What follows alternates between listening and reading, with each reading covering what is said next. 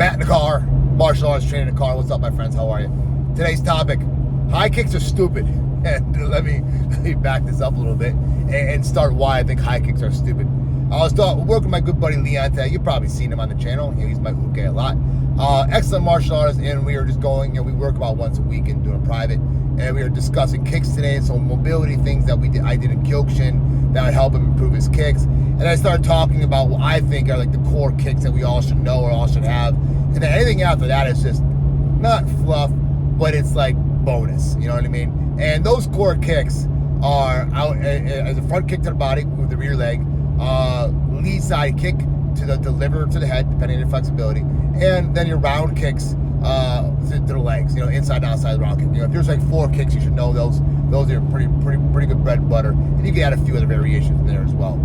So we're talking about mobility and all this, and kicking to the head, and getting this feel, this dynamic energy, all that stuff to have the hip flexibility and the mobility and blah blah blah blah blah. And at the end of the day, I was trying to tell him, it doesn't fucking matter. High kicks are stupid. You're never gonna use them. You use them if you're an MMA fighter and you already have extreme flexibility, and it's easy for you to touch the head as it is easy for as it is easy for you to punch.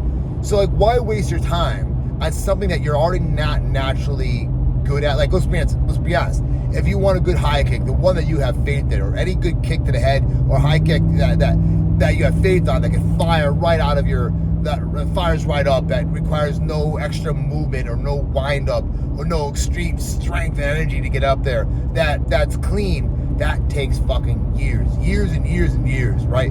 And some people, I'll use Osprey, or you've seen him on the channel before, he's just naturally born with it. He said, I asked him one day, because his fucking kicks are insane. I said, were you always like this? He goes, yeah, as long as I can remember, I've been extremely flexible. His son is the same fucking way. They're just kind of extremely elastic joints. So it's almost like a cheat code. It's like the person who, no matter what they fucking eat, they have abs. Fuck that person, by the way. But seriously, some people are just more naturally mobile. If you don't have that natural mobility, or if you have not spent years stretching your hamstrings, opening your hips, developing those kicks, or spending years in Taekwondo, or even Kyokushin, depending, or other karate styles, you're just never gonna have a good high kick. And there's nothing wrong with that. Why do we have to have that? Why do we have to have a Berimbolo? Why do we have to have, for you guys who don't know, that's a BJJ technique, requires inversions. Yeah, why do I have to do leg locks? Why do I have to do whatever? There's core techniques and core concepts in all martial arts.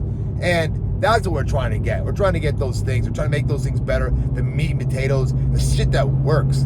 Yeah, high kicks are cool, but in this day and age, meaning if you're actually going against another skilled opponent, oh shit, I'm gonna cut this guy off. Sorry, dude, I'm merging. If you're gonna go this day and age against a skilled opponent and you're trying high kicks, and that person can grapple you or block or counter back, yeah, unless you're that guy who has that fucking insane skill, high kicks ain't gonna work for you.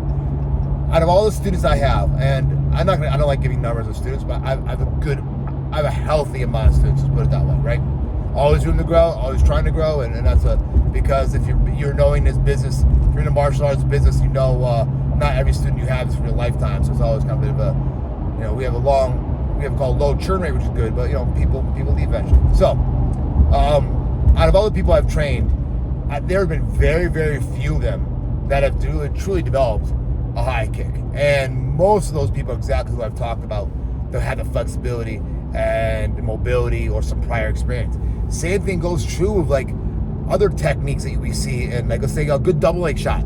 If you did not wrestle in high school, the chance of you learning a good double leg without repeating it and drilling it over and over and over and over again, even double leg's a little easier, but it doesn't make sense. Why do you need to shoot a double leg? Same thing with a closed guard armbar. You don't need to do fucking closed guard armbar. You may understand the concepts of guard, but sometimes people get really frustrated.